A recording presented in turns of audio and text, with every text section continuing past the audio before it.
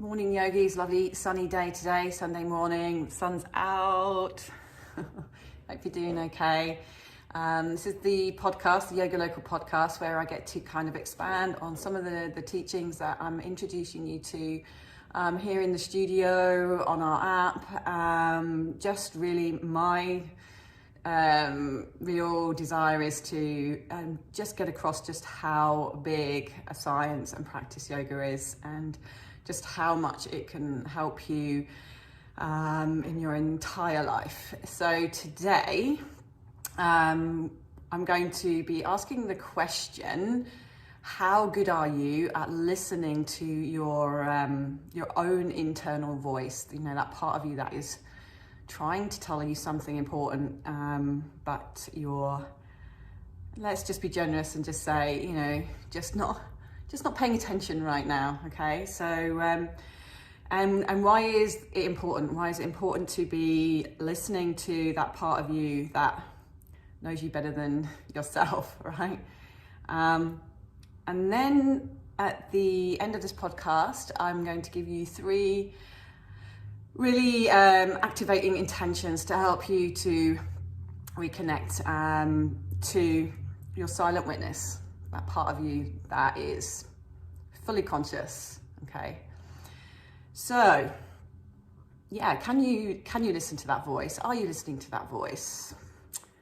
Most of you, well, I don't know, most of you don't know my story. I didn't listen to my internal voice, that real soul calling, for a good 8 years, and it got me in a pile of trouble, health-wise. I was not in a good place, and I can very, very, very, I can really feel still that very real decision that I was making to completely ignore what was being shouted at eventually, that I was not in the right place. I was not doing what I needed to be doing. It wasn't who I was. I was in this complete struggle with myself, and it led to anxiety and depression, and eventually leaving a career that I actually really loved in journalism. And but there was this whole struggle for a good 8 years, and I don't know if you can relate, right? You kind of tell yourself that it's not important, that you should be this is what you've put all your effort into, you can't stop now, you've got to continue on. It's like we're unable to kind of just pull back and take a really good look at where we're going. Sometimes we just get pulled on into that stream of doing and expectation, and who you think you are, who you've been told you are over many, many years, and it sucks you into this vortex of moving in a direction that is way off where you actually need to be. And there's this silent voice, there's that, or not so silent voice as it turns out if you don't listen, that's constantly nagging that, you know, there's something wrong, there's something not right. Has anyone else had that? Have you experienced it recently? Are you in that place now? You know, and it's kind of like that analogy, you know, if we're 1% off course for long enough, we're going to be way off course by the time we've got through our life. And then it's, you know, it's a long road back, and yeah, and it's going to take a lot more to redress the balance.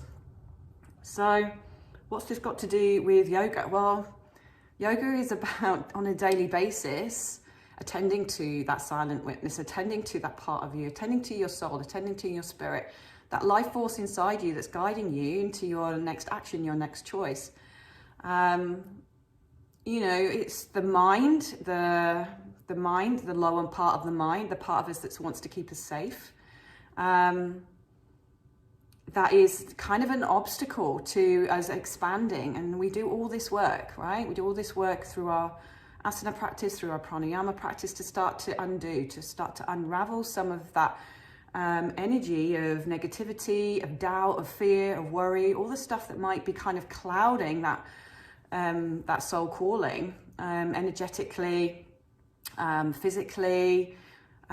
We start to kind of clear the pathway so that we can start to listen to that internal voice. And that's why this whole month we're focusing on stillness as a theme, because in order to really get clear, we've got to give ourselves time to actually stop and listen and get out of that vortex, where we're just sucked into our life experience rather than carefully navigating, right? We've got a rudder on this ship. Let's steer it into the direction that we actually want it to go, which is not easy. And it wasn't easy when I made the decision to quit my career. I mean, it was a necessity, to be honest. It was a necessity by that point, and I wouldn't wish that on anyone. But it was an awakening for sure.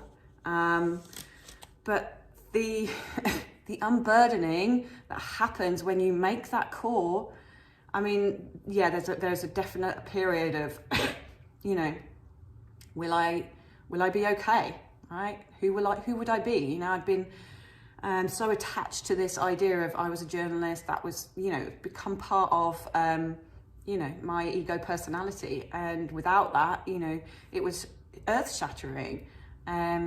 Because you attach so much to that idea of who you are. It's very hard to let go. But as soon as we accept that, we're not all those labels, we're not all those attachments to external things, it's something way deeper. It emburdens your body, right? All that stress of not being or doing or feeling quite right is built up over months, years, maybe decades.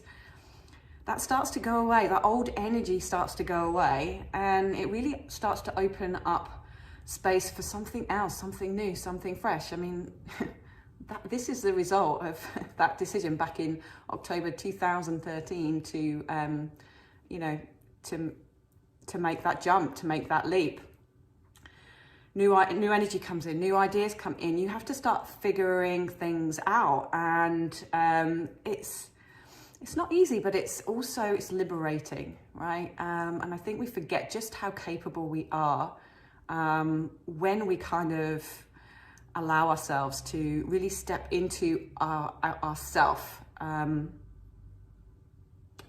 there's a yogic text, the Bhagavad Gita, and the Gita is all about these inner battles that we have.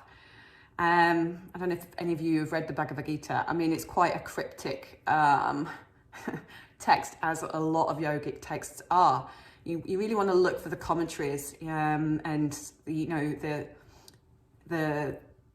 want to find a text that actually explains some of the text. Just like the Yoga Sutra, it's almost in code. It's codified, and it kind of needs a good teacher to unravel it.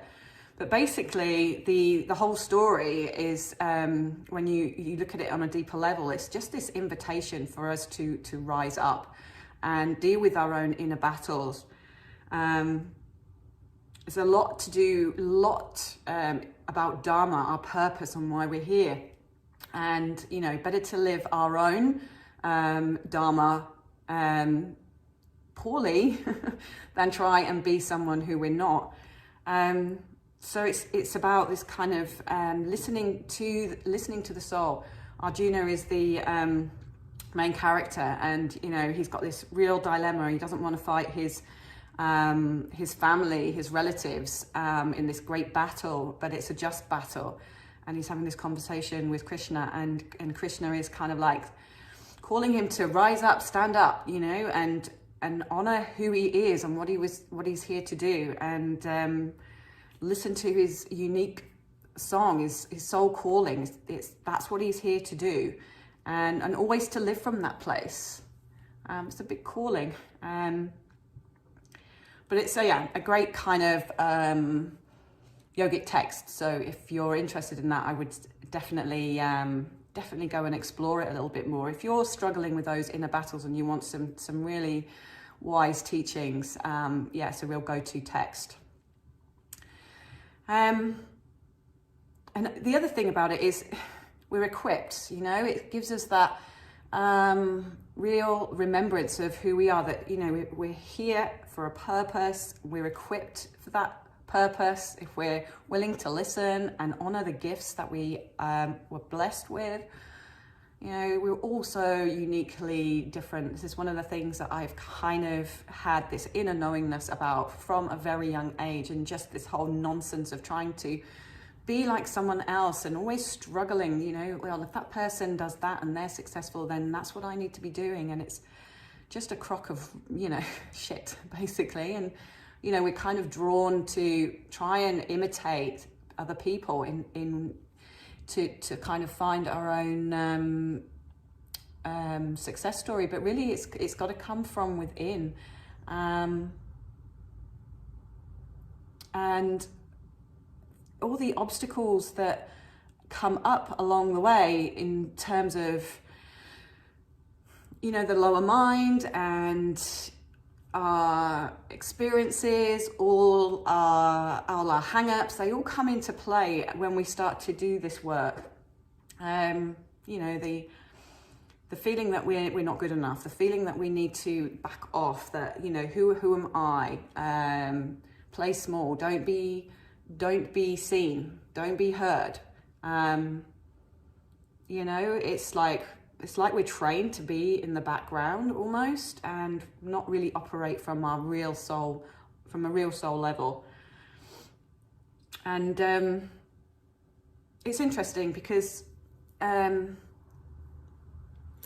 you know, there's a couple of like classic symbols, yoga iconography. You know, you've got the Shiva who's sat on top of the mountain, completely in stillness, and you know, meditating in that place of bliss, samadhi.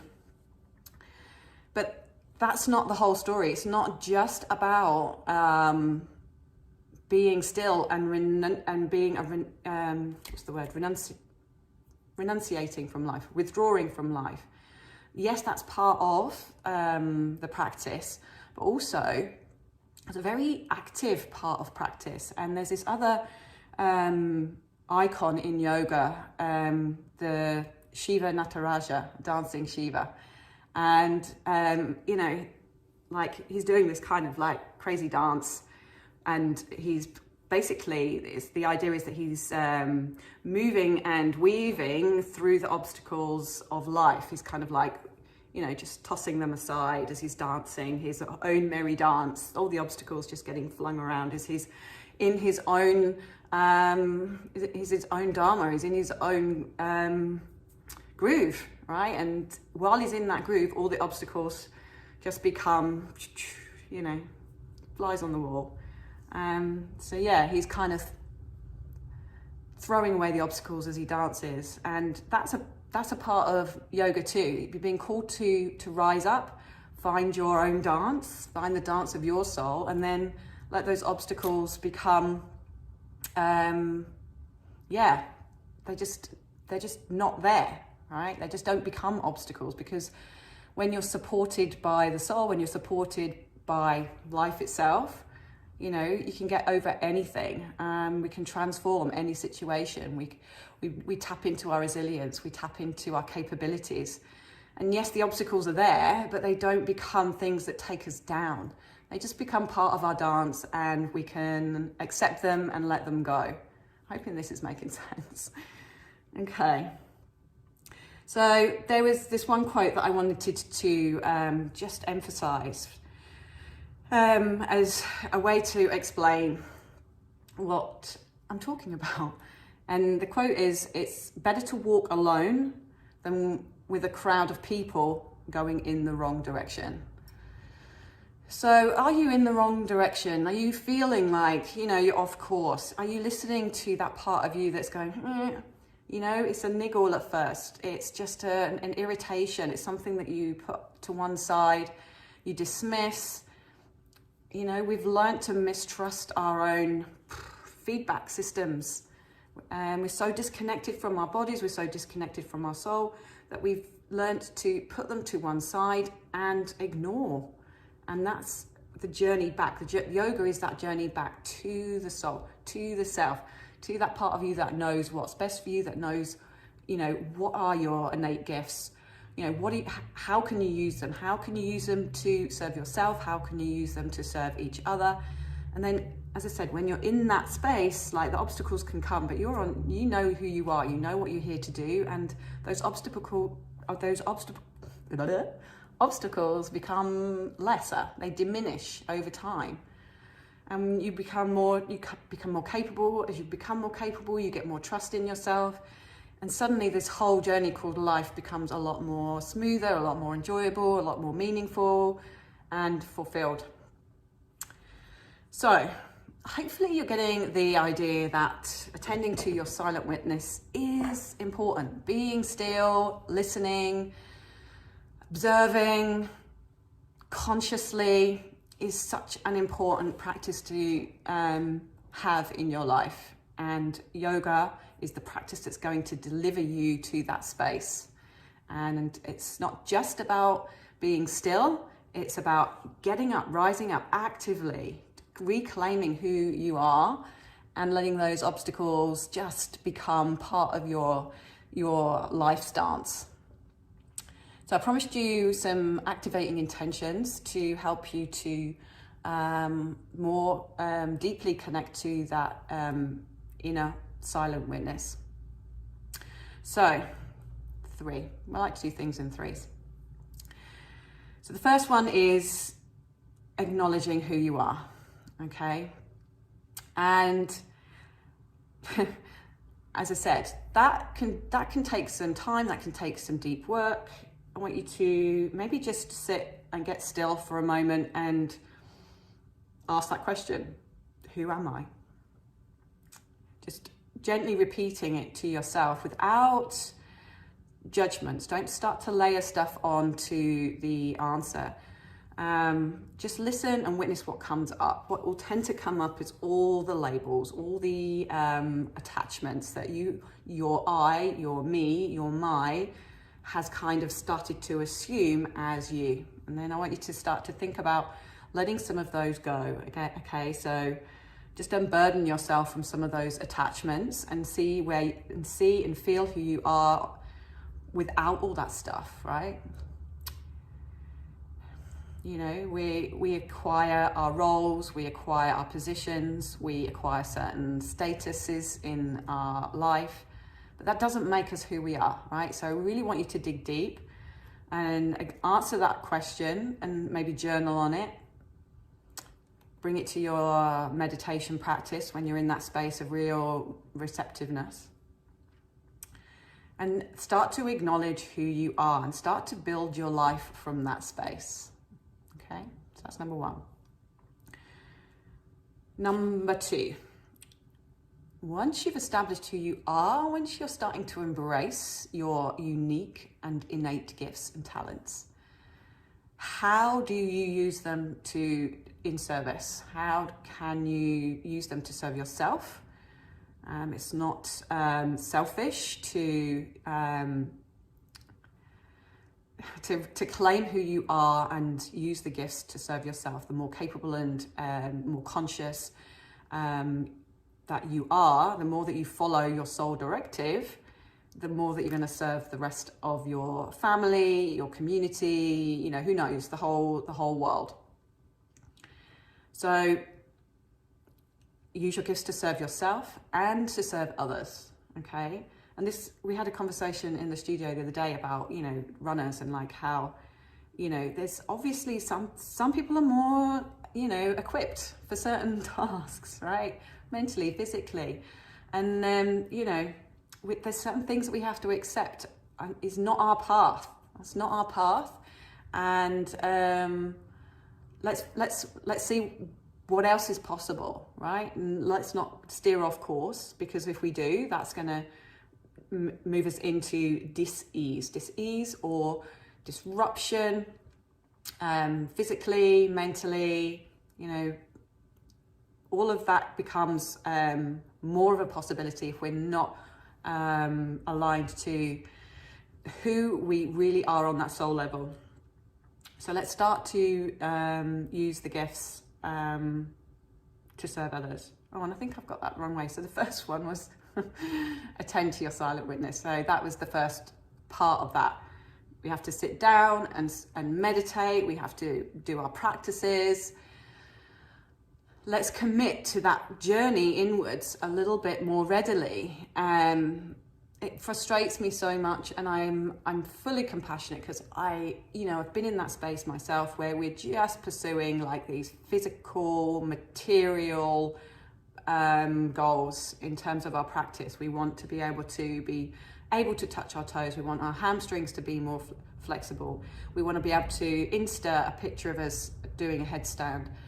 We want our bodies to look attractive. Yeah, we want to be accepted in this material kind of space in some way.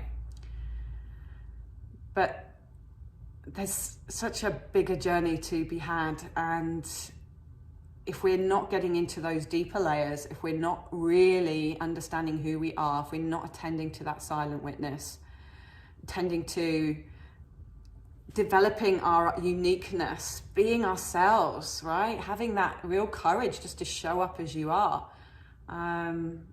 There's a lot of references to luminosity, to light, to joy, right? And you only have to kind of think of, who would you be at your most vibrant, at your most connected, and who are you when you're not? Just think of those two different energies. They're kind of very real, even when you're just thinking about them. And finally, there's a mantra. This is part of my 7 spiritual laws of training. 7 spiritual laws of success, 7 spiritual laws of yoga. And basically there's a law that we can practice each day that help us tap into some of these teachings. And they're really, really lovely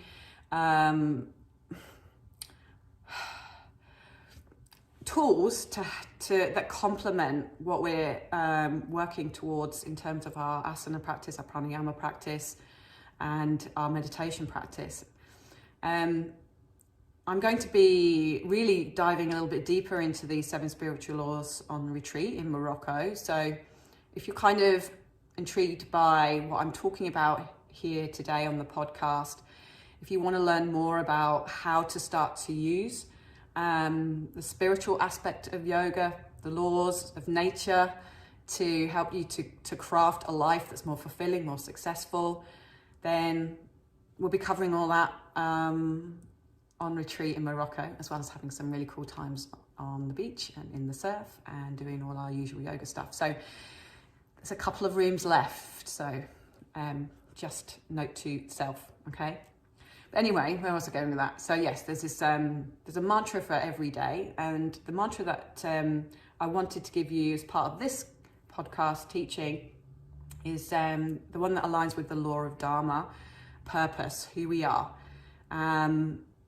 So in your meditation, when you have kind of done your pranayama work, you've moved your mind into a certain meditation gate, you can start to use this mantra as a way to start to connect to purpose, to connect to who you are, to connect to that silent witness, okay? And it's Om Va-Yu-Nam Namah. I'll put that and spell it out in the notes, in the show notes below. Om Varunam Namah, and it's all about my actions are aligned with the laws of nature. So it's reaffirming this idea that we are a part of the natural world and all the intelligence that runs through it to help it work, right? For it to actually exist. We exist as nature, as part of nature.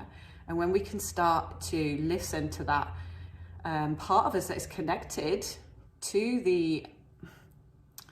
that eternal song, to that dance, and find our own expression of that and start to live from that space, that's when we start to thrive. That's when we start to light up. That's when we start to claim our power, our joy, our freedom. So, Om Varunam Namah. So use that in your meditation, and I hope it serves you. I always get surprised about how long I can talk for, so I'm going to let you go. Hope you have a lovely rest of your day. Please, please, please let me know what you think of this content, if it's helpful. And yeah, if you want to come on that trip to Morocco, you know where I am. Okay, take care, bye for now.